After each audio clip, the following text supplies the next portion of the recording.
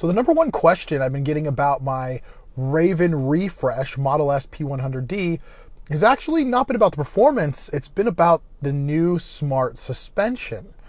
So let me show you how that's configured, and I can tell you about my experience from the last few days and about 500 miles driving with this feature. Okay, so check it out.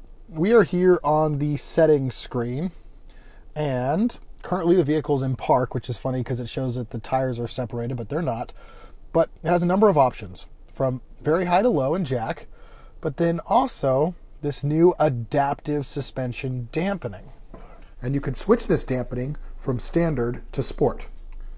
So the suspension has two modes, sport and standard. To be honest, of the last 448 miles I've done, I've had almost all of it in sport because I was planning on driving it hard and I wanted to see how the sport suspension changed things. So I gotta say, it's hard to fully describe what it's doing because I'm driving pretty hard in some of these circumstances and I'm more focused on the total control of the car and not necessarily zeroed in on the suspension. But I notice it's working and it's doing things, and I'll notice it the most after I do something that involved a much harder turn, a much higher speed turn, or a really hard acceleration. I will notice the suspension adjust back to normal after I complete that moment or section of really high performance driving.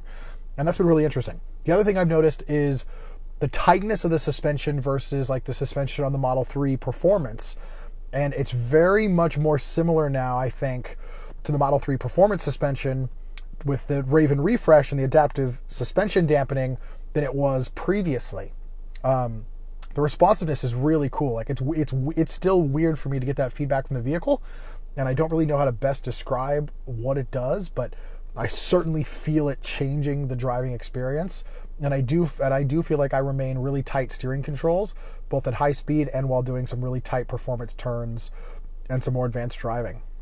I will be interested on future tests to try out standard adaptation. I think on my next road trip, I'm going to do that. That comes up in about a week. So I look forward to reporting back on you guys later what the standard active suspension dampening looks like, feels like, and how my experience is on more long distance normal driving. I'll tell you what, the new adaptive suspension versus just the previous non-smart air suspension is night and day. It's huge. It's a really great comfort feature. I think it's going to be for a lot of folks, but for those of us who like to performance drive, I think the professional racers are going to get a kick out of this.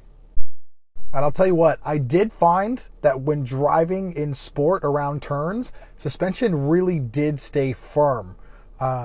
A lot firmer than it did before. So I'm excited to do some comparisons of doing some similar turns, some similar scenarios with both sport and standard. So we can do a real good apples to apples comparison of performance. And that's something we're going to work on next week. So if you want to stay updated on these updates, if you want to see what's coming next as we continue to learn more about this new Raven Refresh, please subscribe and turn on the notification button so you're alerted every time we put out a new video.